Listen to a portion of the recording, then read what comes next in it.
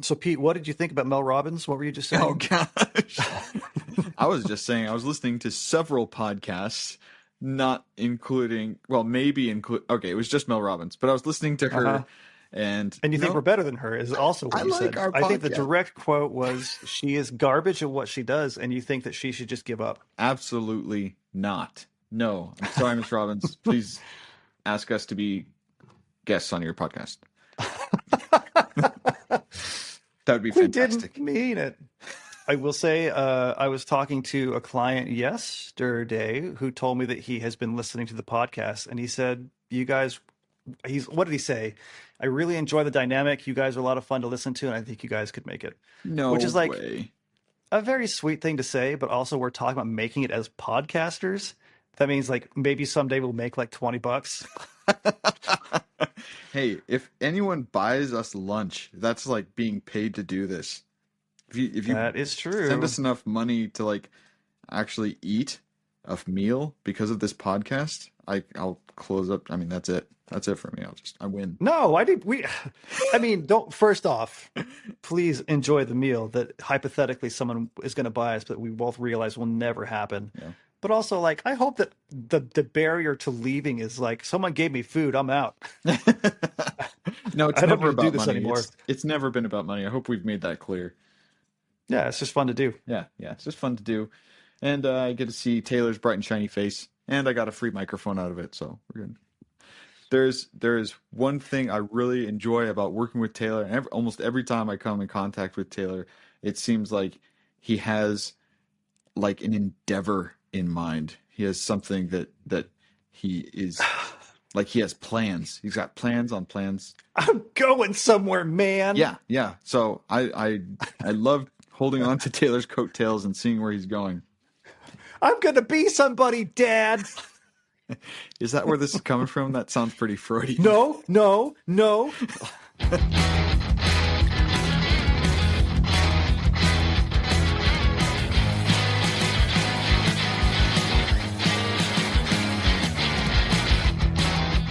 No.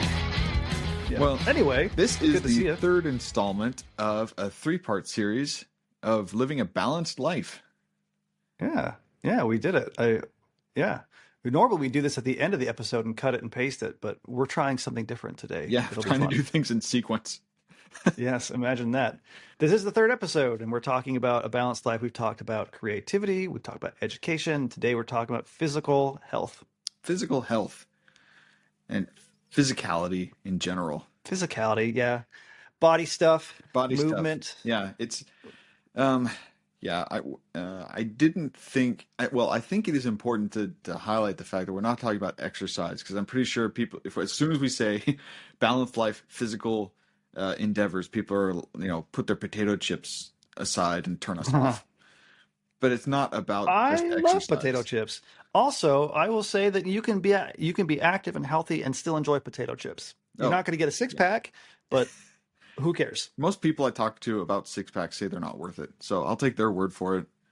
What I do think physicality is reflected well in a 1998 book by a lady named Hayes, and she talked about a mind body unity. And that sounds a bit more. That sounds a little airy fairy. You say talk mind body Mhm. unity. Did Um, she like the color purple, Miss Hayes? I don't know, but when you Purple start using words Haze. like that, they're not just. Was it Jimi Hendrix reference? Oh, sorry. Mm. When you're not we're not talking about just exercise, but movement and physical activities. And because physical movement is tied with psychological processes, so you can't get away from the fact that physical activities and psychological processes are related. And if you get involved in physical health, it will impact your mental health. Now, how they're related and the strength of the relationship between the two has been contested for a long time. And I think when people get if they get too far on one side than the other, then they're discredited. But there is therapeutic value in seeing the mind and the body as a unified system uh, instead of just separate parts. Hmm. So Hayes in I'm 1998. curious, hearing you say that, what do you think is the connection point between the two systems? Well, we know that there are chemicals that come out of the brain when you are involved in physical activities. It's that's the way it goes. So there's some pragmatic value in those, but I also know that there is some that I don't understand. Maybe someone else understands it, but if I'm angry or if I am sad and I do push-ups, something Hmm. happens. Something happens, and I can feel more in control. Personally, I dealt with addiction for a lot of years, and so if I have urges, my wife and I'll call them rushes. If I have a rush, I get down and I do push-ups. I do 25 push-ups. Something happens, and I'm back in Hmm. control. It's like I'm in the driver's seat. I'm not watching. So when you say you were addicted, you're of course talking about your crippling heroin problem. I don't want to go into details about it, but the Heroin, crack cocaine. heroin, food. I helped facilitate an addiction recovery group too, as a person in recovery, and I really felt bad for some people who are addicted to different things like food. One person was addicted to food, and Hmm. they were like, "You guys can just quit everything, and I can't quit food, so I have to approach my addiction every day." Which I was like, "Oh my gosh." Anyway, the point is, especially in addiction and in other uh, mental health domains, taking control of your body is a concerted effort. Hmm. I was giving therapy to a guy who was addicted to alcohol, and he told me, I hate myself when I feel this way. I hate myself as I get in my Hmm. car. I hate myself driving to the liquor store, and I hated myself when I bought it. And I'm screaming at myself when I drive home, and I just hate myself as I'm drinking it. And that feeling of like being powerless in your own life is is combated directly by physicality, I think. It lives as a physical experience too. This is not the direction I thought this conversation was going to Yeah, me go, and I'm neither. here for it. The idea of addiction as a physical expression of deficit is an interesting one, and the physical pull towards things. So being in control of physically what you do. And this is not, this is not a conversation about addiction and the nature of addiction and how it works, et cetera, et cetera. And it's an interesting correlation between the two. Now, however much you want to or don't want to talk about it, with your addiction that you have fought against, what has been the physical experience of that like for you? What did you learn about yourself through the physical nature of it? The physical nature of it. Um, I learned. It's funny when you learn something in school and then you learn something in life. One hits harder than the other. Hmm. So in my training, I know that people are susceptible to addiction when we say baths, bored, angry, tired, hungry, stressed baths. Hmm. That's when you're susceptible. And I can tell people that. And I write it on the board and I say, here are risk factors. Like these are times when you're physically at risk. And and I know that. And yet when I experience it, I'm like, oh my gosh, what is going on? And I'm like, well, I've been studying for so many hours, or it's late at night and I'm bored. Have I eaten today? No, I don't think I've eaten. And I've sit in this chair for the last 8 hours. So there's a lot more awareness. I think when I'm having rushes of like what is going on with my physical body. There's also some emotional stuff. If I feel depressed, I feel unappreciated, I feel angry. There's some emotional things that make me at risk too. But physicalness is a big part of it. So Hmm. I've learned to respect the physical nature of vulnerability and the emotional vulnerability as well. Interesting.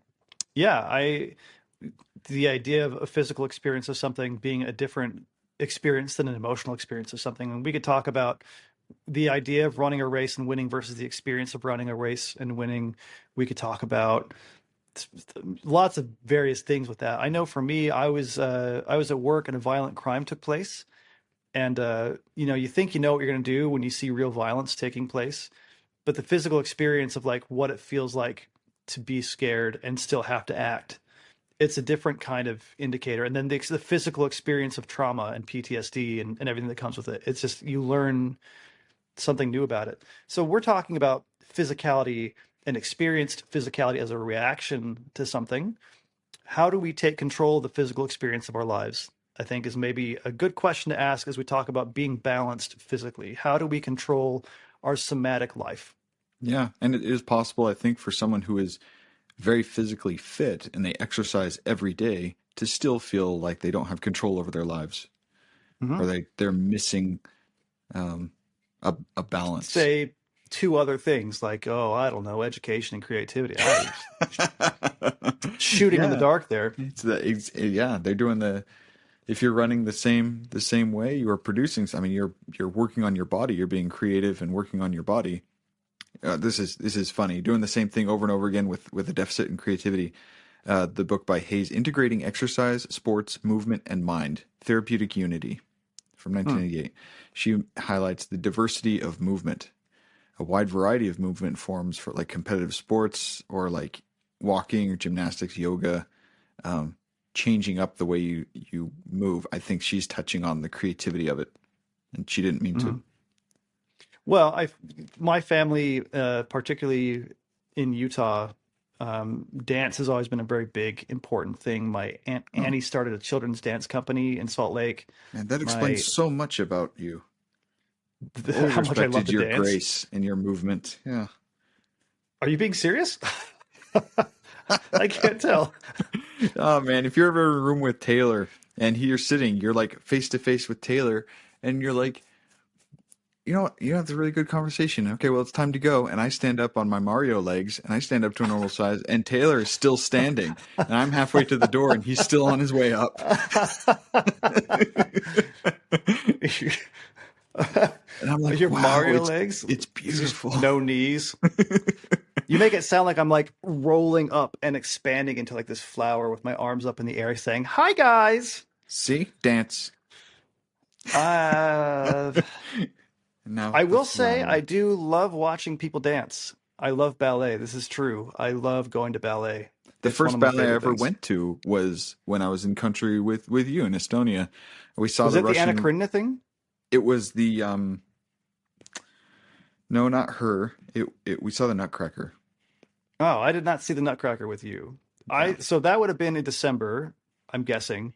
And then we went 2 months later and we saw the Estonian National Ballet perform Anna Karenina.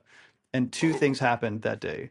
One, I fell in love with ballet because it was one of the most impressive things I've ever seen. It looked like we were watching water on stage and living graceful movements of pure fluidity. It was unreal.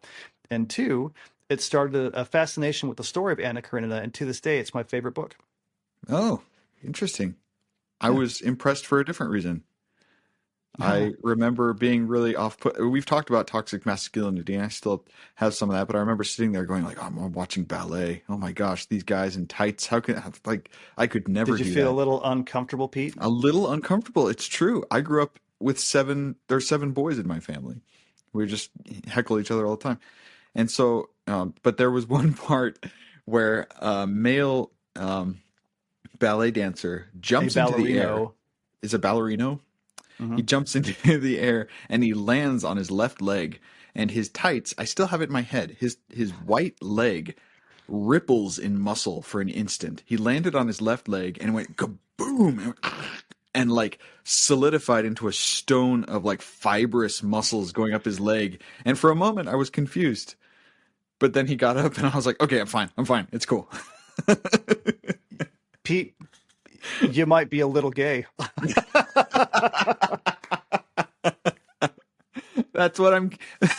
That's what We I'm all are, saying. though, buddy. I'm a little confused. I was like, it's beautiful. It is beautiful. They're It was like beautiful. watching. Look, my wife makes fun of me for this, but there are certain male actors that like Brad Pitt with his shirt off in Fight Club. I Oh don't yeah. care who you are. That is a work of art. That man's body is Yeah. ridiculous in that movie.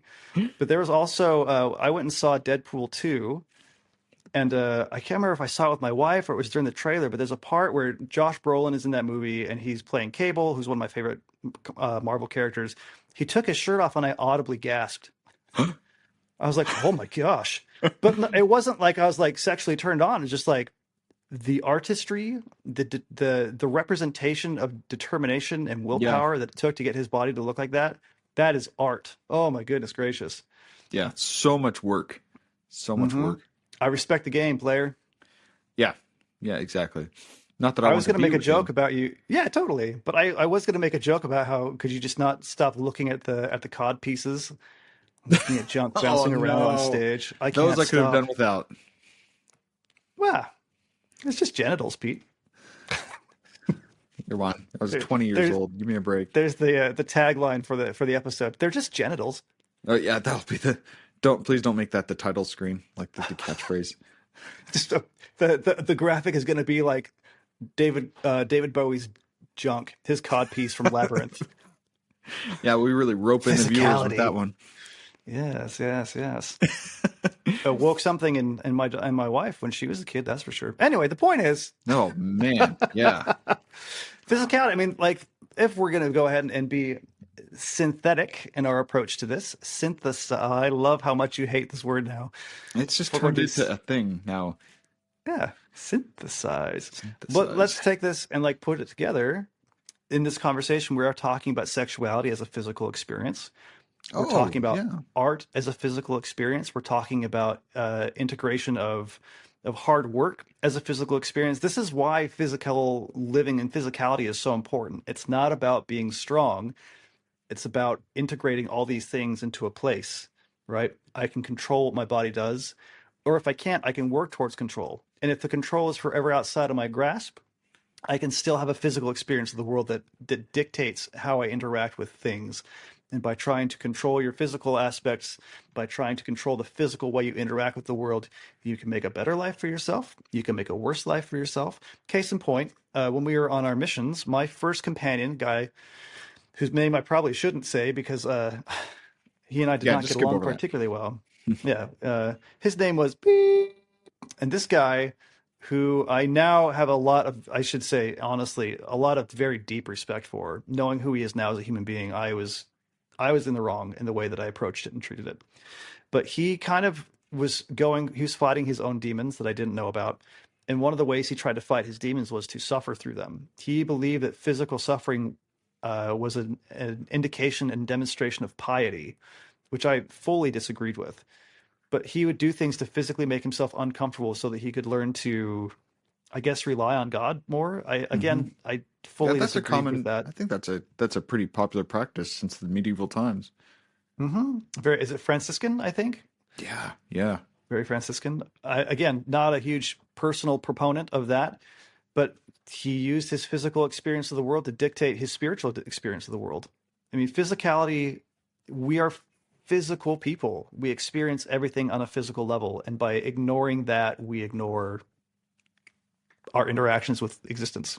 I have wondered. I've heard the phrase, "We're not physical beings with spiritual experience. We're actually spiritual beings with physical experience," and Mm, how much balance that is because I try to pay homage to my physical experience, but hmm in terms of spirituality, it seems like your physical experience takes a back seat. Like you need to control your physical urges.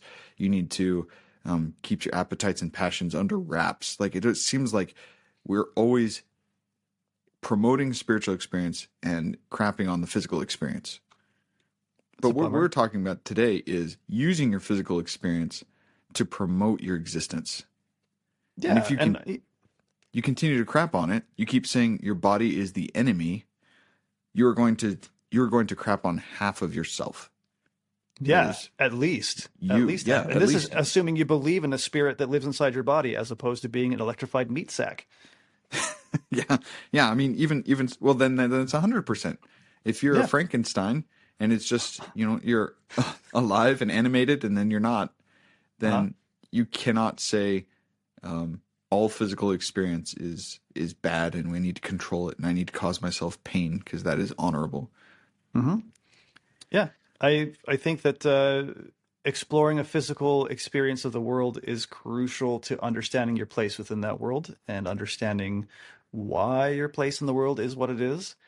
And I am not a hedonist, which is to say, I don't personally believe that if it feels good, that is the only litmus test for whether or not a thing should be done. I've been told heroin feels really good. Also, don't do heroin. Pete, Why do you keep glad bringing you're that in up? I remission. told you not to tell anybody. That's the That's it's why I just wear that long time I sleeves remember every finding day. you. That's right to cover the track marks.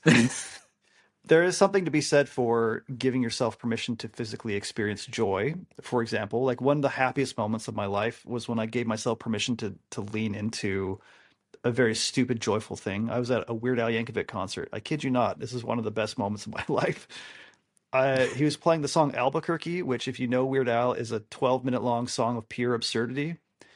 And he did an extended version of it, which was really funny. Oh my But there gosh. came a point at the end where the end of the song goes Albuquerque, Albuquerque, Albuquerque, Albuquerque. And at that point, I made a very conscious decision to just let myself feel joy. And I like involuntarily, my hands shot up in the air and my head went back and I went, yes! Like I just was so happy. And I don't think I'll ever forget what it felt like to have joy course through my body the way that it did in that moment. Sounds like a very like I don't want to say childish, but childlike experience. Just Yeah, something silly with no inhibition. absolutely. My son, when he laughs, his whole body just like crumples into a ball. Crumbs I into a am so ball. jealous. Yeah, he just like he goes, oh, and he rolls over and he laughs. His whole body is convulsing with joy. Yeah, Oh I think man. maybe as adults there is a bit of that temptation to suppress maybe your physical response because we're taught get control of yourself. And even in And good even, experiences, you have to like, oh, is this okay to absolutely. feel? Is this okay? I mean, there's a lot of chatter among the lady folk that one of their big complaints about men sexually is they just don't make any noise. I've heard this so many times from so many women. My husband, my partner, whenever we're intimate, they just they like take everything and they just shove it down when the sexiest thing in the world is to know they're enjoying it.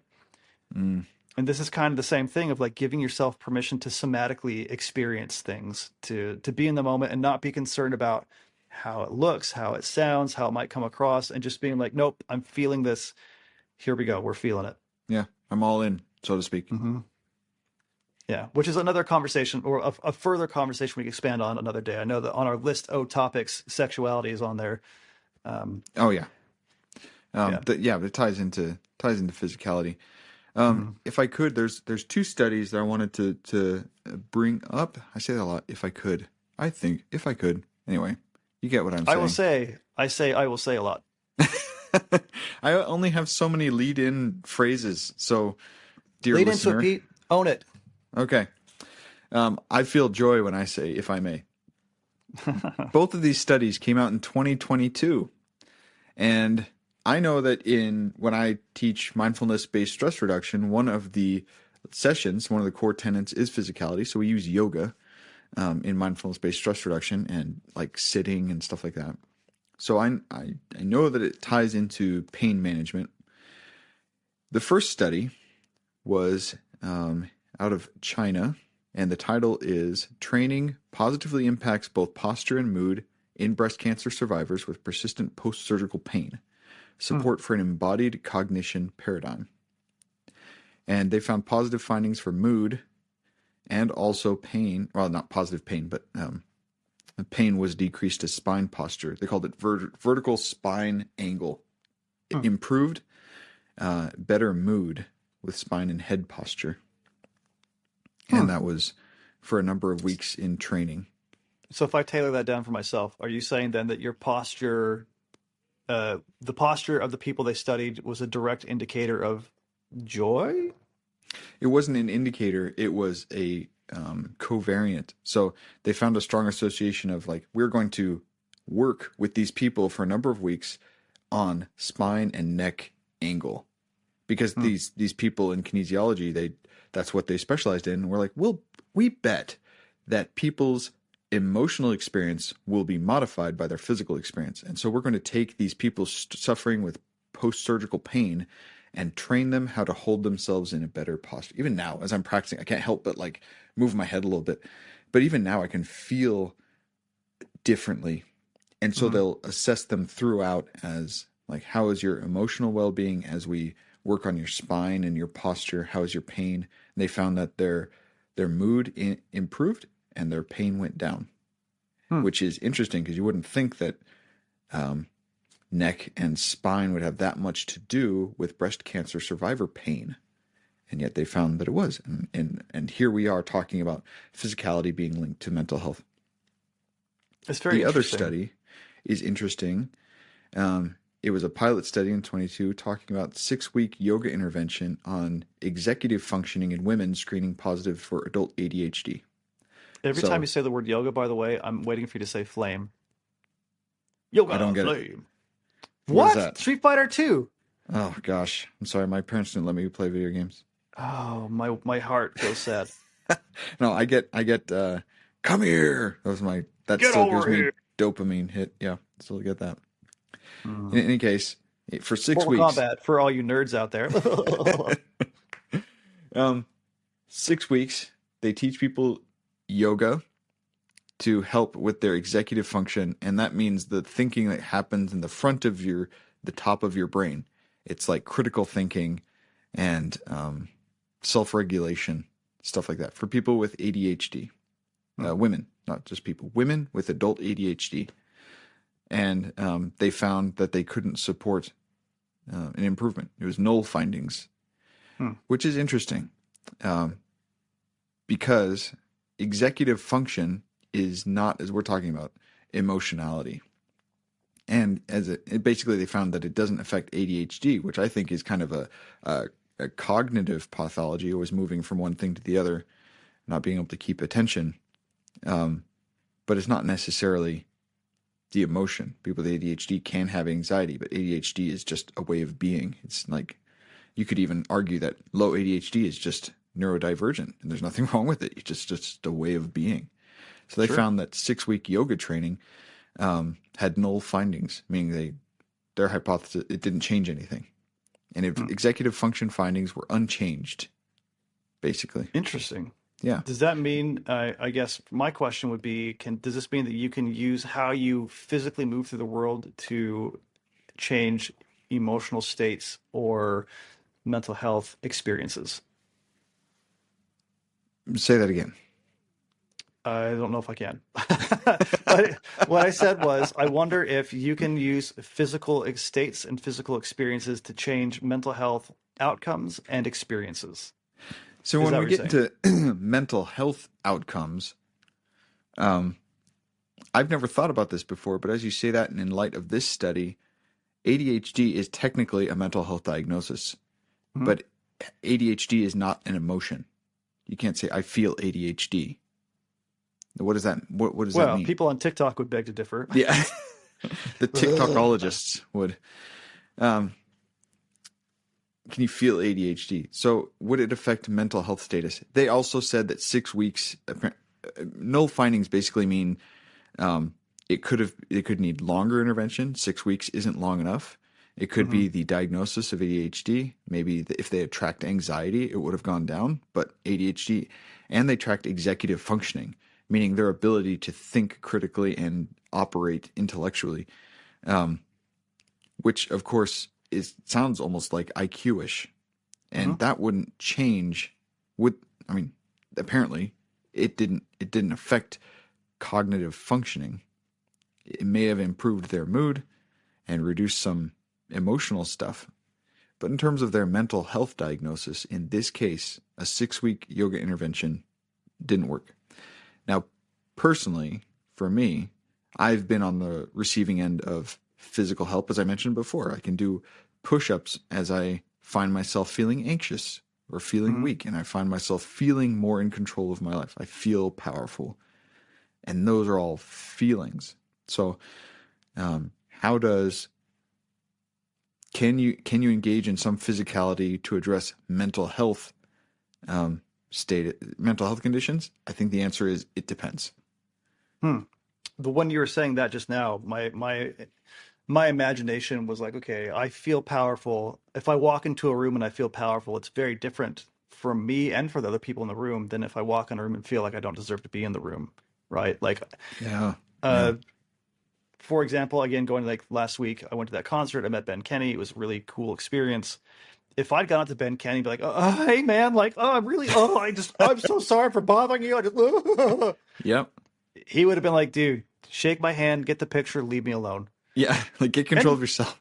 maybe he did feel like that, but I didn't get the impression. It was more like, hey, one person to another, I'm glad that I'm here. I'm glad I get to thank you.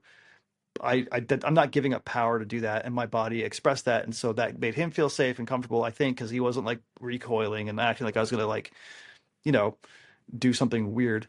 I What think embodying your emotions in a way, even in an aspirational way, changes the way the world looks and feels to you, and extends beyond you to how people experience and feel about you when you're around. I love the emotionality, the humanist stuff that you bring in, talking about how you existing as a human then radiates out to the rest of your life.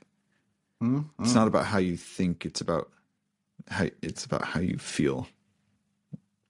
I'm a firm believer that the fuel of humanity is emotion, and therefore is probably the most important thing to pay attention to.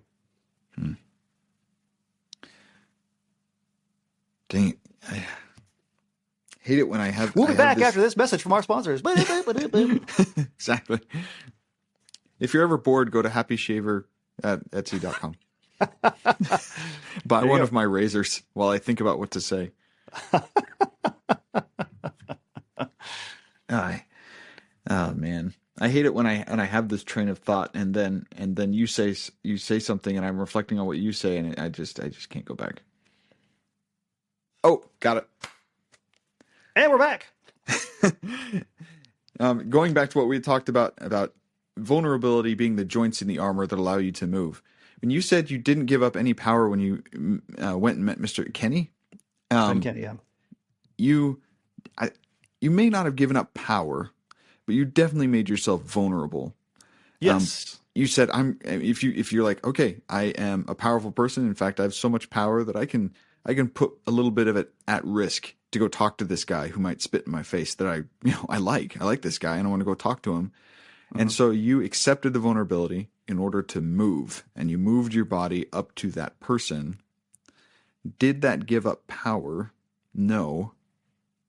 But you did allow yourself, you were putting yourself at risk for being hurt. So, yes, and in putting myself in that vulnerable position created a memory that I'll have for the rest of my life and cherish. Yes, exactly. So by allowing yourself a joint, a weak place in your armor, you gained something priceless in that moment. Yes, absolutely. The physical experience of being in his presence too, like, for example, I remember being kind of struck by this, like, oh, he still smells like he just put on cologne. Like he doesn't, you think after playing an hour-long show, he'd be like kind of sweaty and damp and smell kind of musty, but like he wasn't sweaty at all. His body didn't feel like it was radiating heat. And so I had a somatic experience of somebody that I've really valued their artistic expression. And now I can connect that somatic experience to, I know that Ben Kenney is a cool dude. Physically, literally, his body is cooler than I would have expected. And he has good taste and sense. We've got to hashtag him on this episode then. Yes, I'm sure he'll be thrilled to know he doesn't stink after shows. Only if he gets into a certain number of minutes of this podcast. Assuming he makes it.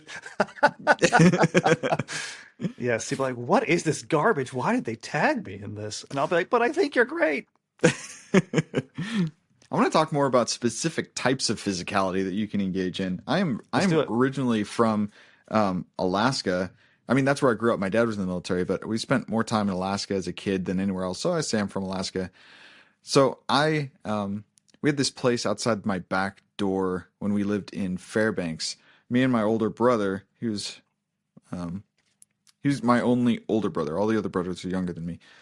But he and I would go to this little patch of trees outside our backyard that we called the Dinky Woods. You know, it was just this tiny little patch of woods that two young boys could spend their lives in, collecting rocks and stuff. And at one year, it snowed so much, and then it got above 32 degrees to where we had about half an inch of ice, and then overnight it froze. So when you go out our back door, you'd see this vast field of snow, and it looks like powdery, perfect surface snow, but it was covered by a sheet of ice.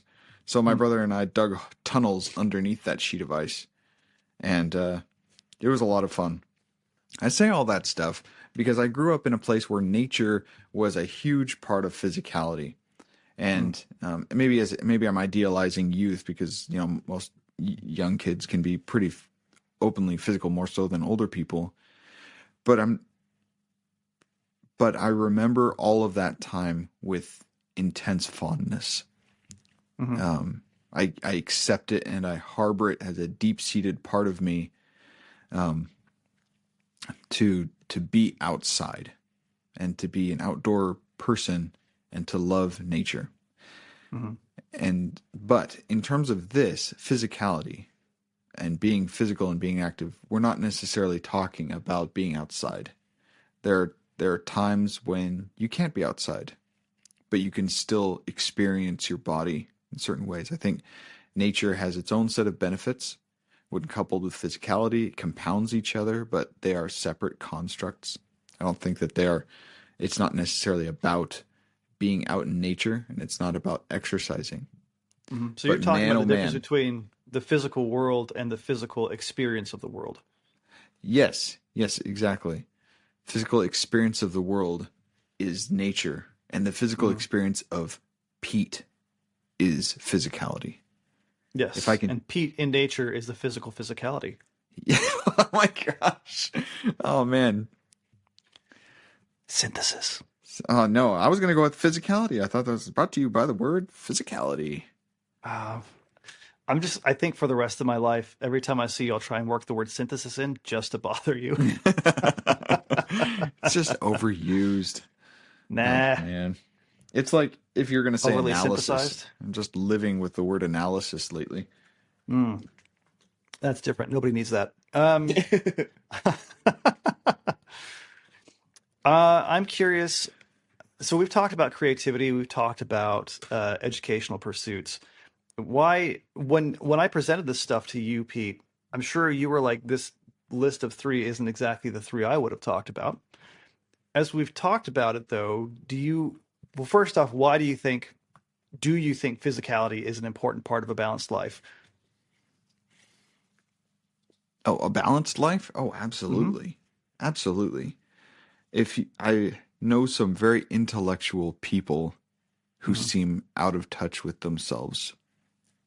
Um, and so, as I explore this and I'm thinking about it, physicality is just really the exploration of yourself in this box that you live in this Hmm. 360-degree dome at any given point that we are all in.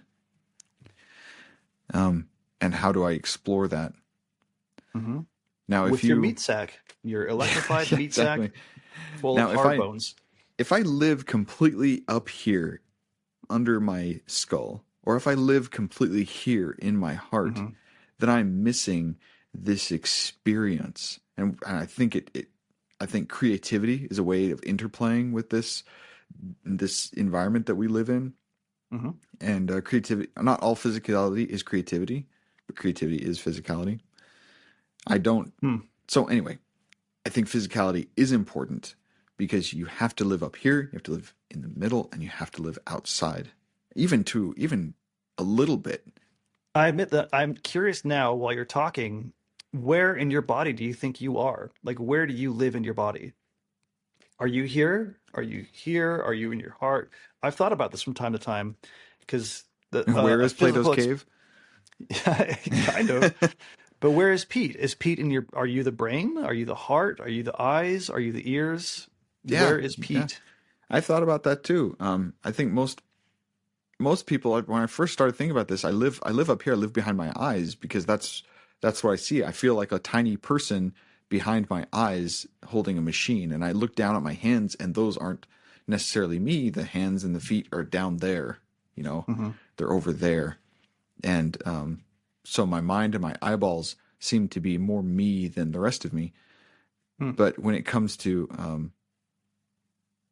balancing education, creativity, and physicality, I would say it moves. It really does. You literally took the words out of my mouth. I was just thinking that physical living is a way to explore where you live in other parts of your body. Yes. Yeah, absolutely.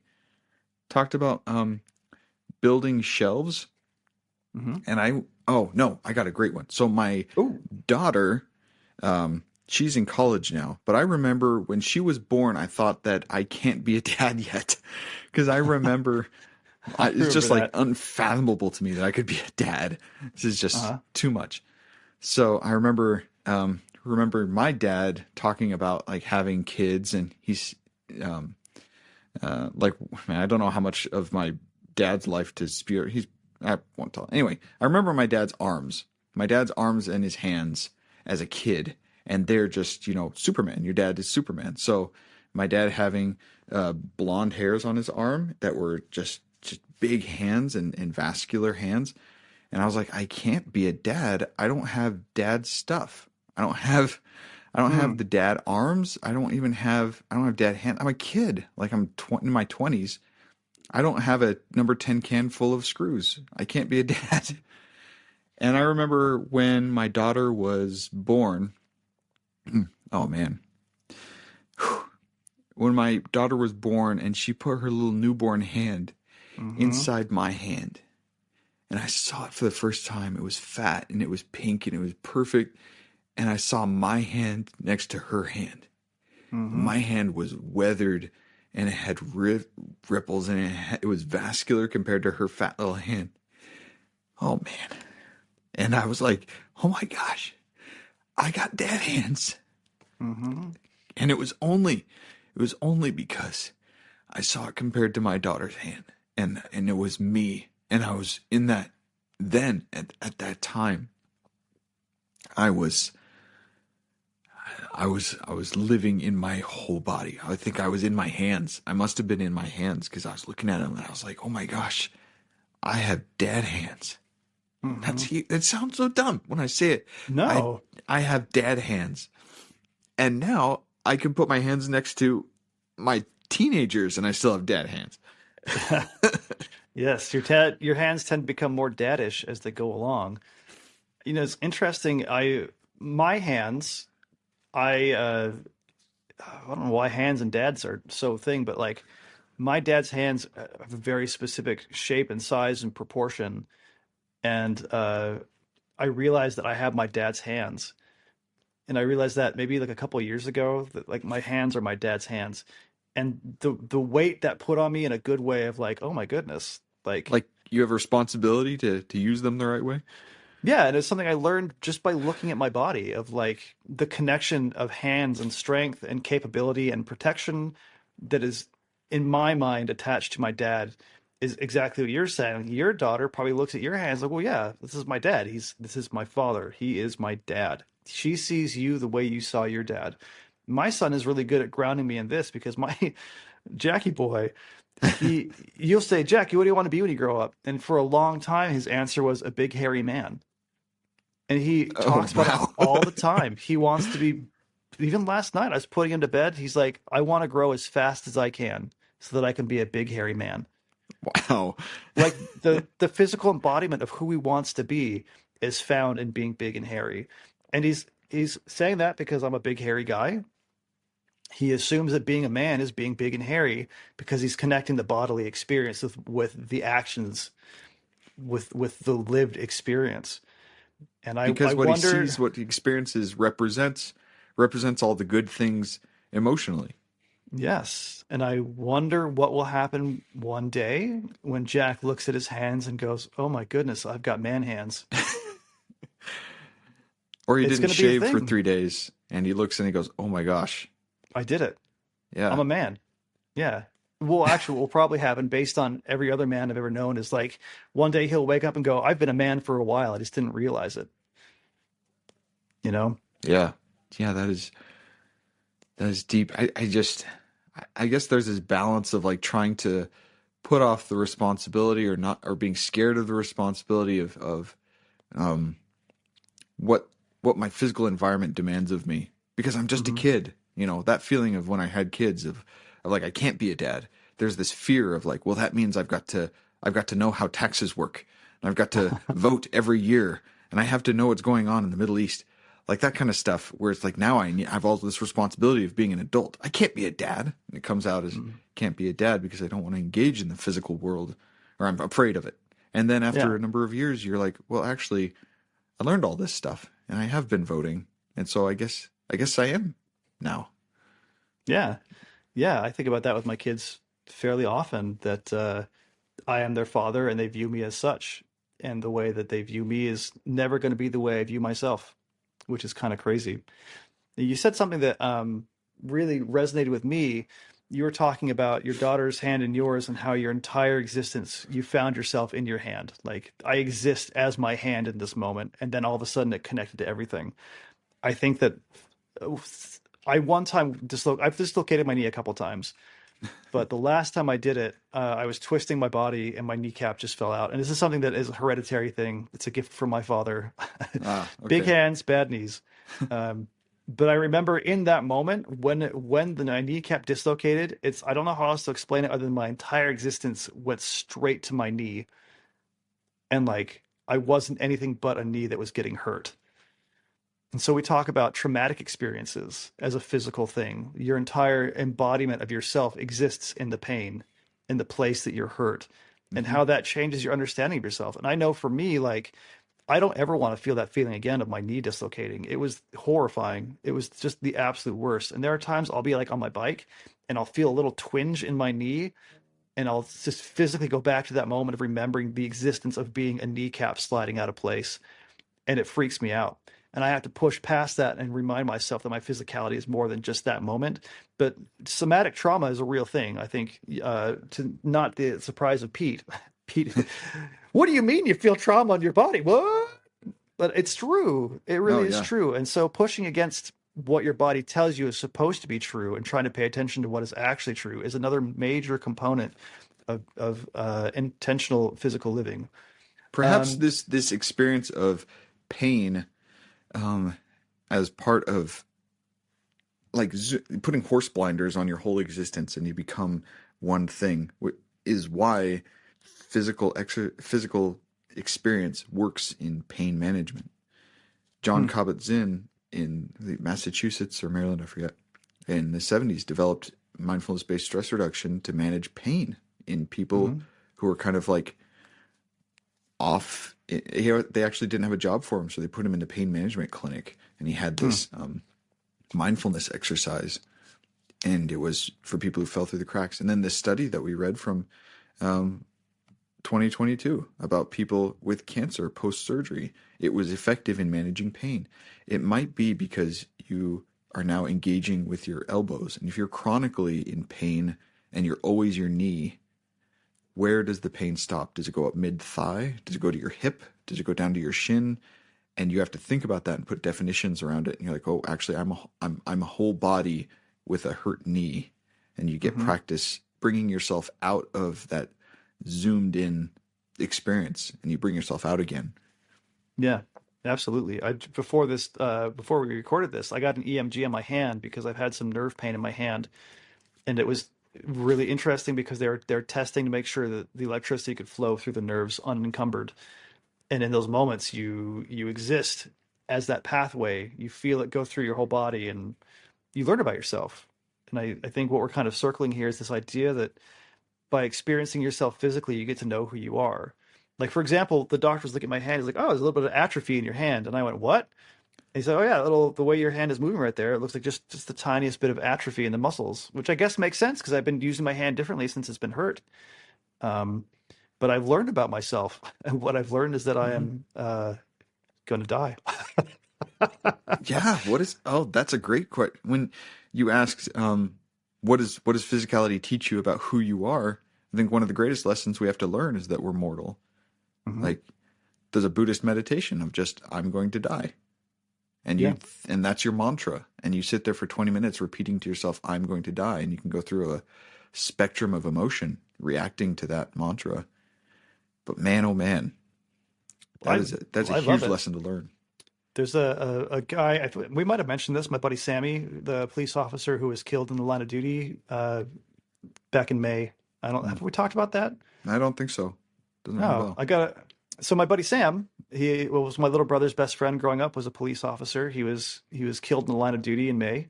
Hmm. Um, and it was very sad, and I still think about him very often. He's a huge Dodgers fan. Honestly, a big part of why I keep the Dodgers hat so front and center is in honor of Sam, who would have loved that the Dodgers just won. He would have loved that World Series Hmm. so much. But the last time I saw Sam face to face, he was wearing a shirt that said Memento Mori on it, which means remember this, that you must die. And I think about that a lot. He knew he was going to die. He had made his peace with it. And I think even if you had told him 2 seconds before what happened that he was going to die, but he was going to die trying to save someone's life, he'd be like, great, let's do it. Hmm. But the physical experience of his body, he was aware of it. He was aware of, he was preparing himself to be strong in moments of danger. And he knew that that danger was real and that he could die as a result. And it taught him who he was. He had made his peace with it. Again, tying the physical with the emotional. His mental Yeah. ability of like coming to terms with death, and also what is that? How does that activate him to behave differently in his Hmm. body? How does his body behave differently with that thought? Yeah, I think about too my hand, right? So if I do have nerve damage in my hand and it's slightly degenerative, which I hope it's not, I don't think it is necessarily. But if it is, if I can accept that, I can live a life that is in acceptance of my physical limitations and my physicality. And I think that's really important. Instead of trying to be like, well, I can still do these things. I can still play guitar and I can still whatever. By doing that and ignoring the truth of the situation that my body is teaching me, I set myself up to lose more faster. Whereas, like, if I'm honest with what my body can and cannot do, I'm more likely to have a sustained experience of it that's positive. Not to say not frustrating at times, Hmm. but by So, accepting what your body teaches you, you get to live an honest life. what does that mean? That your physical experience, whatever that is, positive, negative, hard, easy, does it change who you are fundamentally? Can you change not just defining who you are? You explore your body, explore nature around you by being physically interactive, and you learn your limitations, you learn nature's limitations, and you have this physical experience. But also inside of you, do, does it change as you discover? Can you change I think yourself? so. I think But so. I mean, you can look at like people with chronic pain and talk to them about how their lives have changed, not just from a day-to-day living standpoint, but like how they understand who they are as a person to have chronic pain to deal with. They'll tell you pretty point blank, yes, I am not the same person, not just the same body, but like who I am, how I understand myself is forever different because of chronic pain, as an example. yeah, absolutely. It comes from a fundamental belief that people can change. Hmm. That phrase, no, people don't change, and that I think is so people can feel safe. Don't trust somebody if they lost your trust. People never change. Well, they might, but they still don't deserve to be trusted. That's a Yeah. whole different conversation. But in terms of Yeah. like changing who you are um, due to your physical experience, that I think that's a whole nother layer. Can somebody? Oh, Malcolm X. If you remember Malcolm X, the civil rights leader, he ended up going to Mecca. He was Muslim and Did he his pilgrimage. did his pilgrimage, and when he came back, he was vastly different. I believe Hmm. he was martyred because of his physical experience that he had with other people, Hmm. and he believed different things because of his physical experience. Yeah, yeah, absolutely. The physical experiences that we have that teach us about who we are fully shape how we understand our place in the world, fully shape it. And there are certain like communal experiences and activities like going to Mecca, I imagine would be having never been to Mecca and probably never going to go to Mecca, just because of, not being Muslim. But I can see how that would change. I mean, like for us, going to the temple and being in the spaces within the temple with the people that we are, dressed the way that we are, doing what we're doing. I mean, the physical embodiment of it is people talk about a peaceful feeling there. It's not peaceful because they're telling you to feel peaceful. It's peaceful because it feels physically like a peaceful place. And I think most religions, and even if you're non-religious, the physical expression of your spirituality or your inner beliefs Hmm. is is tied in. It's a common factor of like physical expression of an inner belief doing Hmm. something like baptism or going to a ceremony like a wedding Oh ceremony or yeah. something. I mean, even talking about what we've talked about both today and in previous episodes, the idea of being in nature, that's a physical communion, an experience of somatically being in a place and experiencing like the peace of nature, the silence, the way the wind moves. It's you can quantify it You can if you have the right Hmm. metrics, but like the more important thing is the qualification of it. I feel a certain way in this space because of these quantifiable things, but the quality of it is what sticks with you. You're not like sitting there and going, "Oh, I remember 5 roses moving through the breeze." And the breeze is going at 3 miles an hour from the southwest. No, that's not, you're not going to be doing that. You're going to say, I just remember watching the roses move and feeling connected. Hmm. And then, even then, like talking about art and mental health, how do you reduce anti-anxiety medications in hospitals? We can't say causation and correlation, et cetera, but we can say that if you have access to pieces of art that represent outdoor spaces, you're feeling less anxious. It's a somatic thing. There's absolutely a connection. And here, I mean, we're dancing around that connection. It's just hard to describe it exactly. I personally feel there's strong value in um, having physical experiences that you can't explain. It's hard to describe. Like my stupid experience with my daughter's hand in my hand, and I have this physical Real experience. quick, don't ever call that stupid again. Okay, All the love in my heart. That's a beautiful moment, and I'm so glad we got it on tape. I think it was a beautiful moment. I put it in there as a point of playful self-deprecation.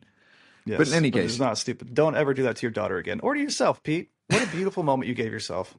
it was a beautiful moment. I do It was. appreciate it. So these moments that are hard to explain, you can see someone having the moment. You say, "That's really meaningful." Why? You write down the facts, and the facts are just there, but they don't. I mean, if you're reading that story, it wouldn't may not Hmm. have mean as much as hearing it. Um, those those experiences and experience like physical experiences are so important in a balanced life. I You think can't so. explain them. You just you're sitting in nature and you see this tree.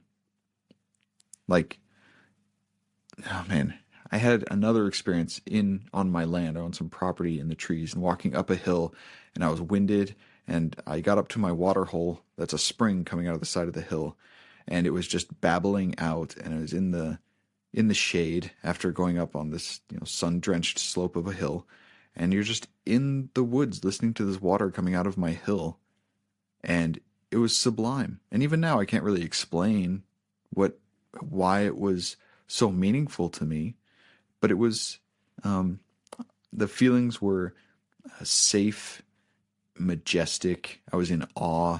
I was grateful. Hmm. It was blue and orange and soft and warm, and all of those abstract things that it's. But it was a physical experience that ended up Hmm. being an emotional and you know meaningful. An anchoring one where you're like, this is who I am. I found myself on the side of this hill at this sunset. This is who I am. Yes, This, yeah, because then you tie yourself with these physical experiences through your life. Like now with my daughter's hand, I am a dad. There's no getting out of that. I am a dad with dad hands. It is now who mhm. I am. Like I can't even if I chopped off my hand, it wouldn't matter. I'm still now I am boom, that is who I am. And then I find myself in the hills and I have that moment, 5 years ago or so. I am now a woodsman. Like Mhm. I'm a woods guy. I think about music in the same kind of way. This is something that people who have not played shows, rock and roll shows, I should say, probably don't understand the meaning of what I'm about to say, but like 2 or 3 people will really get this. When you're on a stage and there's a drum set behind you that is just shoving so much air past you that like you hear the crash of the cymbals and you move it and you feel it go through you, and then behind you is an amp that is turned up way too loud, To 11? and you Yeah. to 11, yeah, and you hit your notes, you hit your chords, and it makes this sound, and the sound just shoots through your whole body, and you feel it in your guts, and you feel it in your heart, and that feeling goes out from you, is amplified, and you watch it just ripple over an entire audience. Oh my I don't, gosh. how do you put that into words? I mean, like that's the best I can do, but like feeling the air of an amplifier move through my body is something that I could never, it doesn't come from anything else. It has taught me who I am, and has taught me the value of the things that I value, the connection in those moments, the creation that I'm sharing, and watching people react to that creation or not react. And the times like, this is a good song. Why aren't these people liking it? I still learn about myself through the physical experience of being on that stage and feeling the air around me move. It's beautiful. Again, like photography. Like I'm looking at the picture I have on my wall right there of downtown Austin. I got up at 6 in the morning, one February morning. I drove down, set up my camera to be there right at sunset, or right at sunrise, excuse me. At sunset, goodness gracious. This is a long drive, a very long drive. Being there at sunrise, and the colors and the picture that I took didn't even come close to doing it justice. So I had to go back and edit it to highlight the things that it felt like to me, like the purples and the oranges and the lights and the brightness in certain spots and the gradation of the sky. All of these things, and what I can't get in this picture, but I remember so vividly, is how quiet it was. So still. There was no wind. It was me on top of a hill looking at downtown Austin, and I got a picture of it. And that picture I'm looking at right there feels like that. I feel it in my body. And I can look at the artistic merits of it and judge it and say, well, the composition's good or bad, and the color grading is blah, blah, blah. But the physical emotion of it, it's just, there's the picture. I don't know if you can see that one right there. It's a piece of driftwood from a beach in Seattle. I just walked up and shoved my camera in the face of it and took a picture. And I remember how cold it was. And I remember the feeling of like the humidity in the air of the fog as I walked through it. The sky, the air was trying to eat me with no teeth. And it felt like that. And I can look at that picture and be like, I remember that time that Washington very weakly gummed me. And I feel it. Never thought about that type of stuff before, of being what it's like for someone on the stage. But I do know what it's like to have these moments define you. It is so beautiful. I feel like this has been one of the more powerful episodes that we've done. I feel there's somebody listening to this right now going, really? This sucked. Yeah. Well, then say it. Email us, emotionalmenpc@gmail.com. Let us know why we're not good. Yes. Yeah, absolutely. I hope we incite somebody's candor. Certainly watching you talk about your daughter, I don't know if you saw my eyes getting a little teary too. And it was because I found myself going back to those quiet moments with my children where I was like, oh, I'm a father. This is a human being who exists at least in part because of me. And that they will always view me as part of the reason they exist. And it's big, and it's such a physical experience to be. I remember when your daughter was born. I don't know if you remember this. Right after she was born, you were like, I need help. And I was like, well, I just got free tickets to a concert, so you're coming with me. I do. We saw Fall Out Boy. We saw Fall Out Boy in the Honda Civic tour or whatever. And it was actually pretty sweet because Plus 44 opened for them, and that was amazing. Plus 44. We saw The Academy Is. We saw Fall Out Boy. It was a good show. It was a lot of fun. It was a free ticket.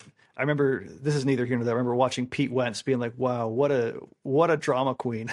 Everyone's like walking on the stage like, here I'm playing against, Anyway, that's not the point. The point is, I remember in that moment watching you just like almost, you seemed kind of like a shell of yourself because you're like, there's this thing that I had who screams at my wife and then poops all over everything. And when she screams at my wife, I want to tell her to stop screaming at my wife, but I can't.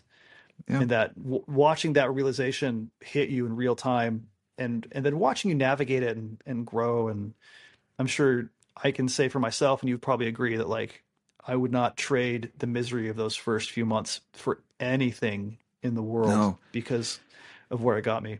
We just had my first graders type of elementary school musical concert last night. And I remember coming out of theirs and seeing this dad buckle in a 1-year-old, looked like a 1-year-old fat little boy just screaming his head off.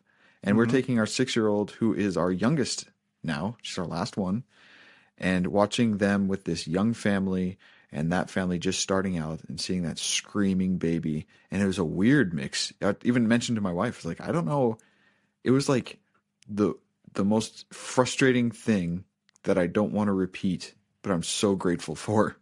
Mm-hmm. It was so weird. It was like this thing that you hate, but you're grateful for. This is kind of how I feel about being a missionary. I would never do it again. Never in a million years would I do it again. Yeah. But if you went back in time and gave me my journal, I took a journal, and of every single day of my mission, I have a receipt of the day is kind of how I viewed it. if you were to go back in time and give me my book of receipts and say, here's what you can expect, here's all the loneliness, all the pain, all the misery, the heartbreak, the success, do you want to go? I would do it once. Even knowing everything, I would totally do it once. I would not do it twice. I feel like I would never go back to having small children. I'm so glad I did it though, and I would never decide not to do that. And this is, having children is such a personal choice, but for me, I would never undo that. I would never ever even risk anything to take away that experience. Well, we could also have a discussion for another day about how having children is a physical exploration of your world, maybe in a little bit of a selfish sense. Like you're there to help other people, but really what parenting does for the individual may or may not fit the individual. So that's up to them. And also we're also a bit self-deluded. We may wish that we don't have kids, but we have to say the right thing so we sound like good dads. I wouldn't trade it for the world. There are moments I would trade. Oh man, there are moments I would trade. Covered in bodily fluids, or I've been woken up for the 5th time of the night. I'm my going to gosh. murder you. There was a picture of my son who had cannonballed poop all over my wife's lap. Like she was changing him, and then he went explosively, and I ran and got the camera. As all good husbands ought to do. Oh, so we have sure this she great loved picture of her sitting there with my son arching his back, looking at me with this loving smile, and she's like all yellow and green. That's physical experience. Woo! Yeah. Yes. Pete, I did not expect this conversation to go this way at all. I've really, really enjoyed it. I feel lighter. Yeah. Same. I feel lighter, and I feel my daughter is doing a choir performance. She's in 4th grade, and she's about to go sing at, I think, 1:15. Oh, that's wonderful. It is, and I'm doubly excited now to watch her sing, and I know she'll be looking for me, and for her to see me, and I know she'll be excited to see me too, and like we'll connect in that moment of excitement, and it's gonna be real good. Because you're physically there. May not be anything else, but she sees your body in the seat, in the place where you're supposed to be. Completely physical expression of something else. Yeah, absolutely. It's going to be real good. All right. Well, thanks again, Taylor, for a wonderful discussion. Yeah, that was beautiful. Just as a heads up for next week, we have a heavy conversation coming next week. Next week, we're going to have a conversation on suicidal ideation and suicidality. And we have actually a special guest, and I'm so happy he's going to be here. A guy by the name of Mike Dolloff, who I also met on my mission. Pete and Mike never met because they were in different countries at the time. But Mike is an excessively impressive human being, just a pure, beautiful man. We've got to stop inviting these impressive people. It's making us look bad. By comparison, we're just the worst. But we're going to talk to him about his experience of suicide. He tried to commit suicide with great vigor and failed miserably. And to the great so benefit, grateful truly. He's willing to open himself up like that. This is just wonderful of Mike to come on the show. It's a very vulnerable moment for him that he's going to talk about with us, and I'm very grateful to do it. So they got that to look forward to. Suicide is great. No, I didn't say that. Suicide is not great. A conversation about suicide is important, though. And yes, I'm it's important to be able to talk. Conversation is important. Anyway. All right. Well, love you, Taylor. Love you too, man. I'll talk to you, I'm sure, very soon. All right. Bye-bye. Take care. Bye.